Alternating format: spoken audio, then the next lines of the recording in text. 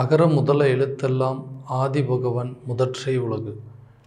நெஞ்சமெங்கும் நிறைந்திருக்கும் தமிழ் அன்பு நெஞ்சங்களுக்கு எனது அன்பார்ந்த வணக்கம். நான் உங்கள் 5ஆம் தலைமுறை ஜோதிடர் ராம்குமார் ராஜேந்திரன். இன்றைக்கி நம்ம பார்க்க போகிற தலைப்பு 2024ஆம் வருடம் கன்னி ராசி அன்பர்களுக்கு நடக்கக்கூடிய அற்புதங்கள் மற்றும் சிறப்பு பலன்களை மிக ஆழமாக தெளிவாகவும் துல்லியமாகவும் பார்க்க போகிறோம். நம்ம சேனலை ஃபர்ஸ்ட் டைம் பார்க்குறவங்க சப்ஸ்கிரைப் பண்ணிக்கோங்க, பெல் பட்டனை கிளிக் பண்ணி ஆளுங்கிற ஆப்ஷன் கொடுத்துக்கோங்க. அப்போ தான் உங்களுக்கு அடுத்தடுத்த நம்ம அப்டேட் பண்ணுற வீடியோஸ் உங்களுக்கு முழுமையாக பார்த்து தெரிஞ்சிக்க முடியுங்க. ஸோ இப்போ இந்த கிரக பயிற்சி அப்படின்னு பார்த்தீங்கன்னா 2024ஆம் வருடம் எந்தெந்த கிரகம் எந்தெந்த இடத்துல இருக்குது அப்படிங்கிறதையும் தெளிவாக பார்த்துக்கலாங்க. ஸோ 1ஆம் ஸ்தானம், அதாவது சுயஸ்தானத்தில் கேது பகவானும், 6ஆம் இடத்துல சனி பகவானும், 7ல் ராகுவும், 8ஆம் இடம் அப்படிங்கிற ஆயுள் ஸ்தானத்தில் குரு பகவானும் பயிற்சி அடைஞ்சிருக்காங்க. ஸோ இந்த 2024ஆம் வருடம் பெரிய ஆண்டுகோள் கிரகம், அதாவது ஆண்டு கிரகம் அப்படின்னு சொல்லக்கூடிய கிரக பயிற்சி அப்படின்னு பார்த்தீங்கன்னா 8ஆம் இடத்தில் இருக்கக்கூடிய குரு பகவான் 9ஆம் இடத்திற்கு பயிற்சி அடைய போகிறாருங்க. ஸோ இதுதான் இப்போ இந்த வருடத்தின் கிரக அடைவுகள் அப்படிங்கிறது. ஸோ இந்த கன்னி ராசி அன்பர்களுக்கு என்னென்ன சிறப்பு பலன்கள் அப்படிங்கிறதையும் நம்ம தெளிவாக பார்க்கலாங்க. புதன் பகவானை அதிபதியாக கொண்ட கன்னி ராசி அன்பர்கள். ஸோ அந்த புதன் பகவான் அதிபதி, புதன் புத்திக்காரன் அப்படின்னு சொல்லுவாங்க. ஸோ எந்த விஷயமுமே நம்ம ஒன்று டிசைட் பண்ணோம் அப்படின்னா அந்த விஷயம் கரெக்டாக இருக்கும் அப்படிங்கிறது முடிவு பண்ணும். என்னதான் சஜஷன் எல்லாத்துக்கிட்டையும் கேட்டாலுமே தான் எடுக்கிறது தான் ஃபைனல் டிசிஷன். எல்லாருக்கிட்டையும் கேட்பாங்க, எல்லா சஜஷனும் கேட்பாங்க, ஓகே இது இப்படி பண்ணலாமா, இது இப்படி பண்ணலாமா அப்படின்னு எல்லாமே கேட்பாங்க. ஆனால் கேட்டுட்டு தான் ஒன்று முடிவு பண்ணி வச்சுருப்பார். தான் நினைக்கக்கூடிய தான் எடுத்திருக்கிற டிசிஷன் ஆல்ரெடி ஒரு ப்ரிப்பேர் பண்ணி வச்சுருப்பாருங்க. ஸோ இப்படித்தான் பண்ணணும் அப்படின்னு சொல்லிட்டு அதைத்தான் கடைசியாக பண்ணுவார். அப்போ தான் நமக்கு தெரியும் ஏன் இவ்வளோ விஷயங்கள் நீங்கள் கேட்டுட்ருக்கிறாருன்னு. அப்போ இருந்தாலுமே எல்லாருக்கிட்டையும் இருக்கிற சில ஐடியாஸ் அப்படிங்கிறத கேட்டு தன்னுடைய ஐடியாவை அதில் இம்ப்ளிமெண்ட் பண்ணுவாருங்க. ஸோ எல்லா விஷயத்தையும் அப்போ ஏன் இந்த மாதிரி பண்ணுறாரு அப்படின்னா, ஏதாவது ஒரு விஷயங்கள் நம்ம தெரிஞ்சோ தெரியாமலோ தவறாக பண்ணிடக்கூடாது.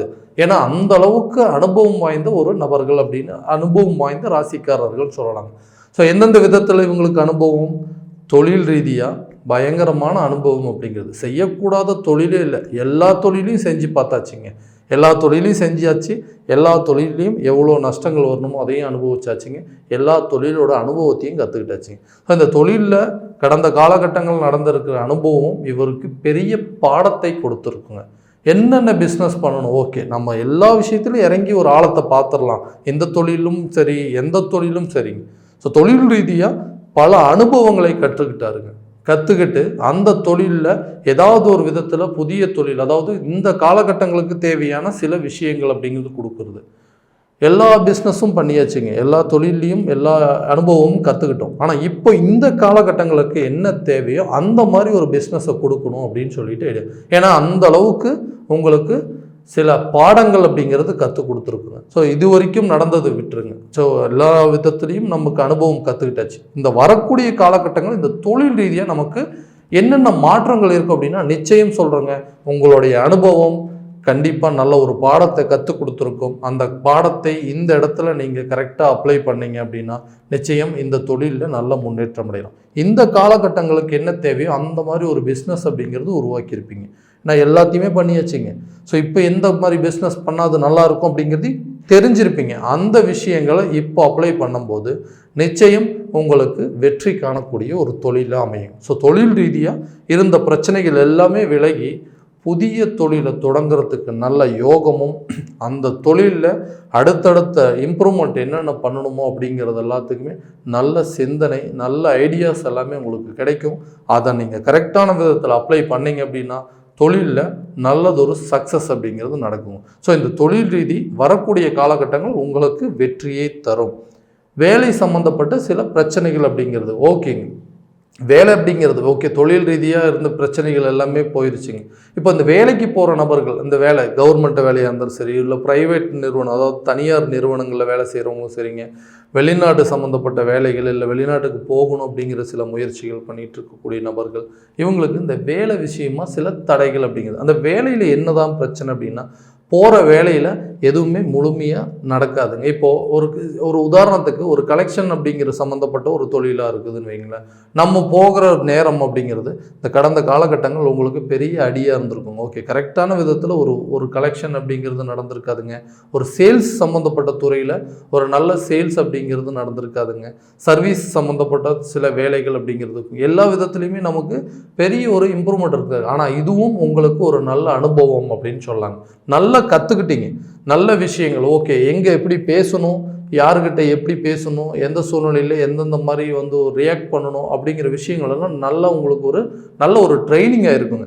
அந்த விஷயங்கள் அப்படிங்கிறது வரக்கூடிய காலகட்டங்கள் நல்ல அனுபவம் வாய்ந்த ஒரு விஷயங்கள் எல்லாமே. அதே மாதிரி பார்த்தீங்க அப்படிங்கன்னா அவங்களுக்கு 10ஆம் ஸ்தானமான தொழில் ஸ்தானத்தில் அதாவது புதன் பகவான், அதாவது 3ஆம் ஸ்தானம் அப்படின்னு சொல்லுவாங்க. மிதுன ராசியில் 10ஆம் இடம், அதாவது தொழில் ஸ்தானம் அப்படிங்கிறது அமைஞ்சிருக்குங்க. இப்போ எப்படின்னா புதிய வேலைக்கு சேர்றதுக்கான நல்ல வாய்ப்புகள் அப்படிங்கிறது கிடைக்கும். ரொம்ப நாளாக முயற்சி பண்ணிட்டு இருந்திருப்பீங்க. ஓகே, இந்த வேலையிலேருந்து அடுத்த லெவலுக்கு நம்ம போகணும், இந்த மாதிரி வேறு ஏதாவது இன்டர்வியூ அட்டன் பண்ணலாமா, இல்லை வேறு ஏதாவது வேலைக்கு மாற்றம் செய்யலாமா, வெளிநாடு சம்மந்தப்பட்ட சில வேலைகள் அப்படிங்கிறது முயற்சி பண்ணலாமா அப்படின்னு ட்ரை பண்ணிகிட்டு இருந்தவங்க எல்லாருக்குமே நிச்சயம் வரக்கூடிய காலகட்டம் நல்ல அற்புதமான ஒரு ஆண்டாக அமையுதுங்க. இந்த டைமில் நீங்கள் எடுக்கக்கூடிய முயற்சிகள் அனைத்தும் வெற்றி அப்படிங்கிறது கொடுக்கும். ஸோ வெளிநாட்டு வேலைகளுக்கு ட்ரை பண்ணிகிட்டு இருக்கிறவங்களுக்கும் நிச்சயம் அந்த ஒரு சுப பலன்கள் அப்படிங்கிறது உங்களுக்கு கொடுக்குங்க. திருமணம் சம்மந்தப்பட்ட சில பிரச்சனைகள் அப்படின்னு சொல்லுவாங்க. இந்த திருமணம் சம்மந்தப்பட்ட சில ஸ்தானம், அதாவது 7ஆம் ஸ்தானம் சொல்லக்கூடிய கலாசார ஸ்தானங்க. இந்த இடத்துல இப்போது 8ஆம் இடத்துல இருக்கக்கூடிய ராகு பகவானது விலகி 7ஆம் இடத்துல இப்போ சஞ்சாரம் செஞ்சிட்ருக்காருங்க. இதுவரைக்கும் நடந்து வந்த திருமண தடைகள் அப்படிங்கிறது உங்களுக்கு நிச்சயம் விலகும். எப்படிங்க, ரொம்ப நாளாக கல்யாணமே நடக்காமல் இருக்குது, இதனால நான் போகாத கோயில் இல்லை, போய் பார்க்காத வைத்தியர், அதாவது போய் பார்க்காத ஜோசியர் இல்லை, எல்லாமே பார்த்தாச்சுங்க, இப்போ நடக்கும் அப்போ நடக்கும்னு சொல்லிகிட்டே இருந்தாங்க, ஆனால் எனக்கு நடந்த பாடு இல்லை, எப்போ தான் இதுக்கு ஒரு விடிவு காலம் கிடைக்கும் அப்படின்னா நிச்சயம் இந்த வரக்கூடிய காலகட்டங்கள் உங்களுக்கு திருமணம் சம்மந்தப்பட்ட எல்லா பிரச்சனைகளும் நிவர்த்தி ஆகிங்க, உங்களுக்கு திருமண சுபகாரியம் அப்படிங்கிறது நடக்கும். ஸோ திருமணத்துக்கு உண்டான தடைகள் நிச்சயம் உங்களுக்கு விலகும் அப்படிங்கிறத தெளிவாக சொல்கிறேங்க. சரிங்களா? கல்யாண யோகம் அப்படிங்கிறது உங்களுக்கு இந்த யாரெல்லாம் கல்யாணம் ஆகாமல் இருக்குது, ரொம்ப வருஷமாக நாங்கள் பெண் பார்த்துட்டே இருக்கிறோங்க, பையனை பார்த்துட்டே இருக்கோம், ரொம்ப வருஷமாக திருமணம் நடக்காமல் இருக்குது அப்படின்னு சொல்கிறவங்களுக்கு நிச்சயம் இந்த வரக்கூடிய ஆண்டு உங்களுக்கு திருமண பலன்கள் அப்படிங்கிறது கொடுக்குங்க. ரொம்ப காலமாக குழந்தை பாக்கியம் இல்லாத தம்பதியினர் அப்படின்னு சொல்லுவாங்க. அதாவது குழந்தை பாக்கியம் இல்லை, உடல் ரீதியாக சில தொந்தரவுகள் அப்படிங்கிறது தான். 2ஆம் இடத்துல இருந்த குடும்பம் தனஸ்தானத்தில் இருந்த கேது பகவான் உங்களுடைய சுயஸ்தானத்துக்கு வந்திருக்கிறார். சமுதாயத்தில் இதுவரைக்கும் நீங்கள் வாங்கிய கெட்ட பேர் அப்படிங்கிறது, அதாவது ஒரு அவப்பேர் அப்படிங்கிறது வந்திருக்குங்க. ஏன்னா குழந்தை இல்லை அப்படின்னு சொல்கிறது ஒரு பெரிய இப்போ எல்லாத்துக்குமே அது ஒரு பெரிய பிரச்சனையாகவே இருக்குங்க. போகிற இடம் வர இடம் ஒரு ஃபங்க்ஷனுக்கு போனீங்க அப்படின்னு சொன்னால் அந்த இடத்துல உங்களுக்கு புத்திர தடை இறங்க, இத்தனை வருஷம் ஆயிடுச்சு உங்களுக்கு குழந்தையே இல்லையா, ஏதாவது ஒரு குறைகள் அப்படிங்கிறது உங்களுக்கு சொல்லிகிட்டே இருப்பாங்க. அதை சொல்லும் போது நமக்கு அது ஒரு பெரிய மன உளைச்சலாக இருந்திருக்கும். இதனால் குடும்பத்தில் நிம்மதி அப்படிங்கிறதே இல்லாமல் இருந்திருக்கும். ஸோ இப்போது இந்த கேது பகவானது 2ஆம் ஸ்தானத்துலேருந்து விலகிங்க உங்களுக்கு சுயஸ்தானத்துக்கு வந்துருக்காரு. அந்த சுயஸ்தானத்துக்கு வந்ததுனால சுய கௌரவம், பேரு, புகழ், மதிப்பும் மரியாதையும் கொடுங்க. நீங்கள் நினச்ச சில விஷயங்களில் வெற்றி காணுவீங்க. அதே மாதிரி நீண்ட காலமாக புத்திர தடைகளாக இருந்து வந்த சனி பகவான் அதே மாதிரி 5ஆம் இடத்துலேருந்து விலகி 6ஆம் இடத்துக்கு போயிருக்கிறாருங்க. இப்போ அந்த 5ஆம் இடம் அப்படின்னு சொல்கிறது உங்களுக்கு மகரம் அப்படின்னு சொல்லுவாங்க. அந்த 5ஆம் ஸ்தானம் அப்படிங்கிறது புத்திரஸ்தானம், பூர்வ புண்ணியஸ்தானம்னு சொல்லுவாங்க. அந்த இடத்துல இருக்கக்கூடிய சனி பகவானானது விலகி இருக்கிறாருங்க. இப்போ விலகினதுனால நிச்சயம் உங்களுக்கு புத்திர பாக்கியம் அப்படிங்கிறது உண்டாகும். அதாவது பூர்வீக சொத்துக்களில் இருந்த பிரச்சனைகள், அதே மாதிரி வீடு மனை வாங்கணும், சொத்து பத்துக்கள் வாங்கணும் அப்படின்னு சொல்லி ரொம்ப நாளாக முயற்சி பண்ணிகிட்டு இருக்கிறோங்க. இது கரெக்டாக நடக்குமா? ஏன்னா நீங்கள் இடமும் பார்த்தாச்சிங்க, பணமும் சேர்த்தியாச்சு, ஆனால் வீடு கட்டுறதுக்கான யோகம் இல்லை. எப்போ தான் இதை கட்டுவோம், வீடு கட்டணுங்க அப்படின்னு நினச்சிட்டே இருக்கிறவங்க அதுக்கு ஒரு கனவாகவே இருந்திருக்கும். அப்படி இல்லையா, இருக்கிற வீடு கொஞ்சம் ஆல்ட்ரேஷன் பண்ணணும், இருக்கிற வீடை கொஞ்சம் டெவலப் பண்ணணும் அப்படின்னு யோசிச்சுட்டு இருந்திருப்பீங்க. அந்த மாதிரி விஷயங்கள் கூட இந்த நேரத்தில் உங்களுக்கு தடைகளாக தான் அமைஞ்சிருக்குங்க. வரக்கூடிய காலகட்டங்கள் அந்த தடை அப்படிங்கிறது விலகும். அட்லீஸ்ட் ஒரு இடத்துல வீடு கட்டணும் அப்படிங்கிற யோகத்தை விடங்க, அந்த இடத்துல இருக்கக்கூடிய இடத்துல வீடு கட்டுறதுக்கான யோகமும் இல்லைன்னா அந்த பழைய வீடையே இடித்து ஆல்ட்ரேஷன் பண்ணக்கூடிய அளவுக்கு நிச்சயம் உங்களுக்கு அந்த மண்மனை சார்ந்த பிரச்சனைகள் அப்படிங்க தீரும். ரொம்ப நாளாக தேடிட்டு இருந்திருப்பீங்க, ஒரு இடம் வாங்கணும், ஒரு தோட்டம் வாங்கணும், ஒரு இடம் வீடு கட்டுறதுக்கு ஒரு இடம் வாங்கணும், இல்லைன்னா ஒரு இடத்த வாங்கி போடணும், அந்த யோகமெல்லாம் எனக்கு இருக்கால, ஏன் எல்லா விஷயமும் நமக்கு தடையாகவே வந்துட்டுருக்கு அப்படிங்கிறது இந்த 5ஆம் ஸ்தானம் நிச்சயம் உங்களுக்கு வீடு வாங்கும் யோகமும், மண்மனை வாங்கக்கூடிய யோகம், அதே மாதிரி சொத்து பொத்துக்களை சேர்க்கக்கூடிய யோகம் அப்படிங்கிறது நிச்சயம் கொடுக்கும். அப்போ இந்த வரக்கூடிய காலகட்டங்கள் புதிய வீடு கட்டுறதுக்கான யோகத்தையும், இடம் வாங்குவதற்கான யோகத்தையும் உங்களுக்கு நிச்சயம் கொடுக்குங்க. அதே போல் கணவன் மனைவிக்கிடையே தேவையில்லாத பிரச்சனைகள் அப்படிங்கிறது வரும். இது எந்த விஷயம் அப்படின்னு கேட்டிங்கன்னா, பணம் சார்ந்த பிரச்சனைகளும் சரிங்க, அதே மாதிரி மற்றவங்களாலையும் சரிங்க. ஏதாவது ஒரு குறைகள் அப்படிங்கிறது உங்களை சொல்லிடுவாங்க. உங்களை பற்றி தவறான சில அபிப்பிராயங்கள் அப்படிங்கிறது உருவாக்கிடுவாங்க. அப்படி உருவாக்கும் போது தேவையில்லாத பிரச்சனைகள், ஏதாவது ஒரு இடத்துல வாக்குறுதி கொடுத்துருப்பீங்க, அந்த வாக்குறுதியை நிறைவேற்ற முடியாத அளவுக்கு பிரச்சனைகள் வந்திருக்கும். இதனால் என்னென்னா, உங்களுக்குள்ளேயே தேவையில்லாத சங்கடங்கள், கணவன் மனைவிக்கிடையே பயங்கர சங்கடங்கள் அப்படிங்கிறது உருவாக்கிறீங்க. ஏன்னா அவங்க மனைவியோட சொந்த பந்தங்களுக்கு ஏதாவது உதவி பண்ணுறேன்னு சொல்லியிருப்பீங்க, இல்லை கணவருடைய சொந்த பந்தங்களுக்கு மனைவி யாராவது ஒரு உதவி பண்ணணும்னு சொல்லியிருப்பாங்க. இது ரெண்டுமே இந்த காலகட்டங்களில் உங்களால் யாருக்கும் உதவி கூட செய்ய முடியாத அளவுக்கு சூழ்நிலைகள் அப்படிங்கிறது உருவாயிருக்கும். அப்படி உருவாகக்கூடிய சூழ்நிலைகளிலிருந்து உங்களுக்கு தேவையில்லாத உங்களுக்குள்ளேயே மன சங்கடங்கள் அப்படிங்கிறது வந்திருக்கும். கணவன் மனைவிக்கிடையே சங்கடங்கள் அப்படிங்கும்போது உங்களுக்கு ஒருத்தருக்கு நல்லபடியாக பேசிக்க முடியாத அளவுக்கு சூழ்நிலைகள் உருவாக்கியிருக்குங்க. இந்த வரக்கூடிய காலகட்டங்கள் உங்களுக்கு தனவரவும், அதாவது எல்லா விதத்திலையும் செல்வங்கள் அப்படிங்கிறது உயருங்க. அப்படி உயரும்போது நீங்கள் நினச்ச விஷயங்கள் நினைச்ச காரியங்களை ஈடேற்ற முடியுங்க. அதே போல் உங்களுக்குள்ளே இருந்து வந்த சங்கடங்கள் அப்படிங்கிறது நிச்சயம் விலகுங்க. அதே போல் உடல் சம்மந்தப்பட்ட சில ஆரோக்கிய குறைபாடுகள் அப்படிங்கிறது கடந்த காலகட்டங்களில் கொடுத்துருக்கும். திடீர்னு உடம்பு முடியாமல் போயிருங்க. உடம்பு முடியாமல் என்ன பிரச்சனைனே தெரியாதுங்க. சரியாக சாப்பிட முடியாது, சரியாக தூக்கம் இல்லாத இந்த மாதிரி தொந்தரவுகள் அப்படிங்கிறதெல்லாம் உங்களுக்கு அதிகமாக கொடுத்துருக்கும். அதே மாதிரி உங்கள் குடும்பத்தில் இருக்கிறவங்களுக்கு எல்லாருக்குமே அதே சூழ்நிலை கொடுத்துருக்குங்க. மனைவி, மக்கள் எல்லாத்துக்குமே இந்த உடல் ரீதியாக சில பாதிப்புகள் அப்படிங்கிறது கொடுத்துருக்கும். உங்களுக்கும் அதே போல தாங்க.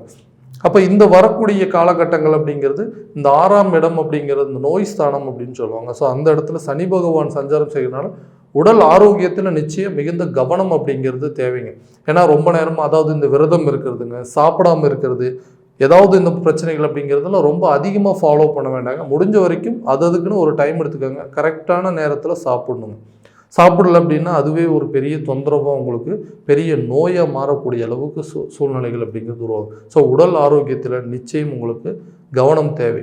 குழந்தைகளுடைய கல்வி சம்மந்தப்பட்ட சில குறைபாடுகள் அப்படின்னு சொல்லலாம். ஸோ கடந்த காலகட்டங்கள் அப்படிங்கிறது அவங்களுடைய கல்வியில் எந்த அளவுக்கு இம்ப்ரூவ்மெண்ட் இல்லை, இவங்களுடைய கல்வி தரம் அப்படிங்கிறது எப்போ உயரும், ஏதாவது ஸ்கூல் மாற்றணுமா, இல்லை காலேஜஸ் ஏதாவது மாறி வேறு காலேஜில் ஏதாவது சேர்த்தக்கூடிய அளவுக்கு சூழ்நிலை அந்த மாதிரி டவுட்ஸ் எல்லாமே உங்களுக்கு வந்திருக்கும். ஸோ படிக்கிற ஸ்கூல் தான் இது பிரச்சனையாக இருக்குமோ, இல்லைனா படிக்கிற காலேஜ் தான் இந்த மாதிரி பிரச்சனையாக, நல்ல இடத்துல சேர்த்திருக்கலாம் அப்படிங்கிற சில சந்தேகங்கள்லாம் கடந்த காலகட்டங்கள் அப்படிங்கிறது உருவாயிருக்குங்க. இப்போ வரக்கூடிய இந்த 2024ஆம் வருடம் நிச்சயம் கல்வி சம்மந்தப்பட்ட துறையில் நல்லபடியாக அவங்களுக்கு சாதிக்கக்கூடிய அளவுக்கு யோகம் இருக்குங்க.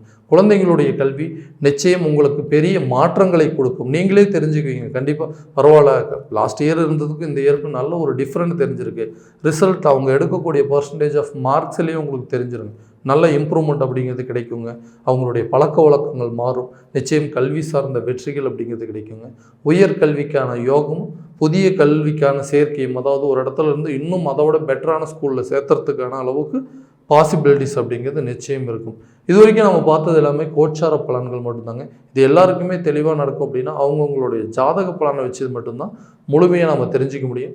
ஒரு காரியங்கள் தொடங்குறதுக்கு முன்னாடி நிச்சயம் உங்களோட ஜாதகத்தை அனலைஸ் பண்ணுங்கள். உங்களுடைய ஜாதகத்தில் இருக்கக்கூடிய பலன்களை நல்லபடியாக தெரிஞ்சுக்கங்க. அதில் சுபகாரியங்கள் பண்ணுறது, வீடு வாங்கிறதுக்கான யோகம் இருக்கா, புதிய தொழில் தொடங்குறதுக்கான யோகம் இருக்கா, ஒரு இடம் வாங்கிறதுக்கான யோகம், இது எல்லாத்தையுமே முழுசாக செக் பண்ணிக்கோங்க. அதே மாதிரி கல்யாண பாக்கியம், திருமண பாக்கியம் இருக்கா அப்படிங்கிறதையும் பார்க்கணுங்க. அப்படி உங்களுடைய ஜாதகத்தை முழுசாக தெரிஞ்சுக்கிட்டு நீங்கள் அதை வச்சுட்டு ஒரு செயலை தொடங்குனீங்க அப்படின்னா நிச்சயம் அந்த செயலில் வெற்றி அப்படிங்கிறது கண்டிப்பாக கிடைக்குங்க. உங்களோட ஜாதகத்தை முழுசாக தெரிஞ்சுக்கணும். கீழே நம்பருக்கு காண்டாக்ட் பண்ணி அப்பாயின்மெண்ட் ஃபிக்ஸ் பண்ணிக்காங்க. உங்கள் ஜாதகத்தை தெளிவான முறையில் துல்லியமாக கணித்து உங்களுக்கு அதுக்கு உண்டான பலன் சொல்லும். மீண்டும் அடுத்த காணொலியில் உங்களை சந்திக்கும் வரை உங்களிடமிருந்து விடைபெறுவது உங்கள் ராம்குமார் ராஜேந்திரன். நன்றி.